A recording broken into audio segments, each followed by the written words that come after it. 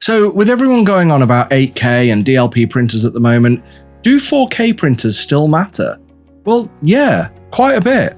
And if you want to print things to the same quality as retail Warhammer miniatures, this is the sweet spot for you. After all, there's a ton of amazing 3D printed parts companies that have been operating incredibly well since the original Mars was released back in 2019, and the Mars 2 only really increased the print speed by giving it a monochrome LCD. But in the game of technology, we always want more, and the 4K resolution is a solid jump over the previous 2K offering. The Mars 3 makes 3D printing high-quality miniatures available to the masses at an affordable price. So hi, I'm Ross, and welcome to Fohammer Videos. Come with me now as we print some of these cool miniatures and models on the Mars 3 Pro. I want to start by thanking Elegoo for sending this out for review. It immediately got our top pick for the best beginner 3D printer on Fohammer.com. Let me show you why. First up, the Mars 3 and Mars 3 Pro stand directly next to the Anycubic Mono 4K and the Frozen Mini 4K, and it stands strong. Of the three printers, the Mars has a larger build volume at no cost to the print resolution. The Mars 3 has more pixels across its larger surface, matching the 35 micron resolution of its competitors, which isn't bad considering it's middle of the road when it comes to price point. So how do they keep the price down? Well, let me take you through my journey with the Elegoo Mars 3 Pro as I print some really cool stuff. First, some practical use issues, which I'll put under the banner of typical 3D printer quirks. They've all got them. Printer setup was easy enough, it's mostly pull it out of the box and plug it in. But when it comes to leveling, I noticed the first cost saving measure. The whole process is still manual and requires you to raise and lower the bed yourself before locking it into place. Other modern printers have adopted a more automated approach where a sensor essentially detects the low position, so all you need to do is tighten some screws. It's not a deal breaker, this method is traditional, easy, and it's one less component to go wrong. Another cost-saving measure is the build plate. It's just a flat surface rather than being laser etched or even textured. But to be honest, I've never put much value in a laser etched plate anyway. After a few part removals, they're all going to get scratched and scraped anyway, and the deeply etched ones just often make things harder to remove the models. Oh, and this plate is on a ball axis rather than the now much preferred 4-point screw plate. And the cheap USB stick they provide stopped working for me after about 3 uses. My PC struggles to even recognize it now when it's plugged in. So invest in a decent brand stick because these often just cause problems by dying halfway through a print to fully locking up the printer. Again though, this is fairly typical across all 3D printers. One thing I do find annoying though is that the printer fan is on constantly when the printer's on rather than just during a print. It's not loud, but it's far from quiet, and it's enough that I need to turn the printer off when I'm recording audio from across the room. Another minor annoyance, though they all have these, is the front of the UV lid is also far too close to the vat. So when you get resin splashes, I've found that after just a few prints, these run down and under the lid seal, and over time, it sticks the lid to the printer body. One thing I did notice with the printer, though this is a really minor nitpick, is that the menu's often read from right to left instead of left to right. Again, you know where everything is and you can still press the buttons, it's just not really been very westernized. But that's literally everything I could find wrong with this printer, and I'm sure you'll agree if you've been printing for a while that most of these things are just quirks that you'll get with any 3D printer on the market, and I'm really having to split hairs and scrape the bottom of the barrel just to find anything to critique here. So onto the positives, and I'll get onto the printing in a minute, but first up, this is the Pro version of the Mars 3. That appears to mean only 2 things. 1, there's a glass screen protector on top of the LCD as standard, and 2, you get a built-in carbon filter, which you can actually remove and add as you wish. And if people are wondering, does this work and does it get rid of the smells? Yeah, and it works really well. And with this plugged in and running, other than the noise, I can't even tell when the printer's on. So along with the printer, Elegoo sent me a bottle of their standard resin, which, well, I'd argue that it's the best of the OEM brand resins, but it's the cheapest one they do, and it won't show off the true potential of a 4K LCD. But anyway, I want to show you guys the out-of-box experience you're likely to get, so I'll use this stuff. So I started as usual, finding the best exposure settings for the temperature in my environment. Thankfully, Lychee has a ton of resin profiles available for this printer, so I selected the most common one with the most success from their list of available options as a starting point. And I've printed everything in this video at 0.03mm because that's what most closely matches the XY resolution. I printed out the exposure test a few times at different settings to see if I could improve the prints, but the setting from Lightree was perfect already. So for people like me who are huge Warhammer fans, I printed some more Spartan parts from the custom bit, but I also printed some new parts from Grey Tide Studio.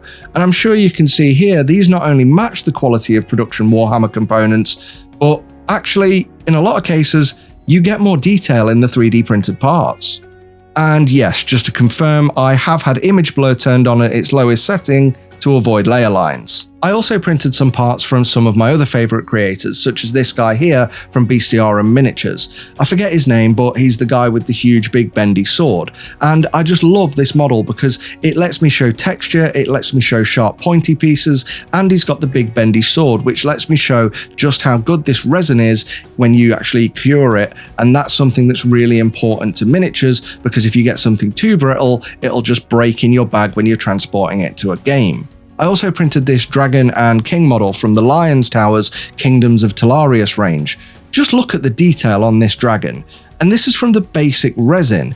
It's nice and smooth, but also flexible. However, some of the components are a little bit soft and suffer with warping due to this, but you can easily repose them with hot water. Some of the models I printed came from Red Makers, and these Heretic models they designed really showcase the details this printer's capable of when it comes to Wargames miniatures. And Puppets War are now releasing some of their sculpts as STL files also.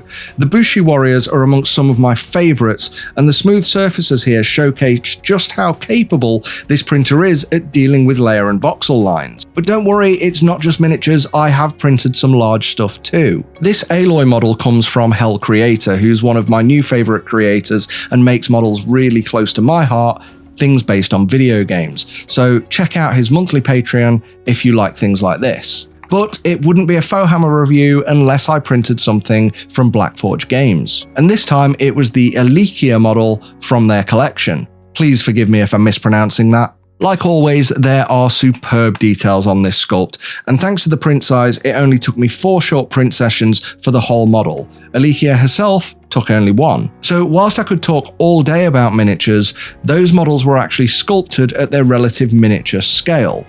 So what happens when you take a huge model and shrink her down? Well, you get details like this. And honestly, this should answer the question, do you need more than 4K? Now, I don't typically like to use different resins in my printer reviews because it opens the doors to comments like, why this resin and not that resin, or can you test this one, or why I'm wrong for whichever one I decided to choose. But as I reached out to Elegoo to ask if there's anything better I could use, they didn't have anything available at the time, though now they do have their 8K resin. They were quite happy for me to choose whatever resin I saw fit. So I chose Frozen's Aqua Grey 4K resin. Why? Because I had a bottle of it lying around. I wanted the best I could get from this resin and printer. So after a few more exposure tests, I printed a selection of one-page rules models in the raw setting without any anti-aliasing or image blur. But I then printed them again with the lowest level of anti-aliasing and image blur settings and the highest level of settings, just to compare them. There are a ton of different configurations you can try, but I'm going to leave that to you to work out based on your own preferences and whatever resin you choose. Generally, the more anti-aliasing and image blur you apply, the less visible the voxel lines and layer lines are going to be respectively. But this is at the cost of sharpness in the details on your model. I was happy with the lowest levels of both anti-aliasing and image blur, and while some layer lines are marginally visible, I'm confident that primer and paint will cover these. Once I'd got that dialed in, I was still in a bit of a video game mood. I'd just completed Halo Infinite and wondered if I could find any 32mm Halo miniatures. And I've got a whole blog post up on fohammer.com explaining where I found these models, and they were all completely free. Unfortunately, I don't know who the designer and sculptor is, so if you know, please pop it down in the comments because I would really like to credit them in the description. So anyway, I was able to print out this small force of UNSC Marines and ODST troops, along with a vehicle that looks kinda like a Puma. Despite being made for a 15mm game and scaled up to 32, All of these models came off the printer with sharp details and deep recesses. It was a simple case of zenithal highlight, contrast paint, dry brush and wash to create a small force of models in less than a day. And whilst I couldn't quite print this all off in one go, having the Warthog on one plate and the Marines on another, I was happily painting my Marines as my Warthog printed. And that finished printing before I finished painting. So, for painting miniatures to somewhat of a Warhammer standard, or more, you genuinely don't need more than this. So honestly, from everything from build size to print quality, the Elegoo Mars 3 Pro is the perfect sweet spot for anybody out there interested in being a miniature printer. Especially if you're looking for your first 3D printer, you just found it. So thanks everyone for watching, and an even bigger thanks to our patrons here who are helping us build the channel, allowing us to make more and better content. If you found this helpful, please take a minute to like, comment, hit the notification bell, and subscribe. See you guys next time. Fohammer out.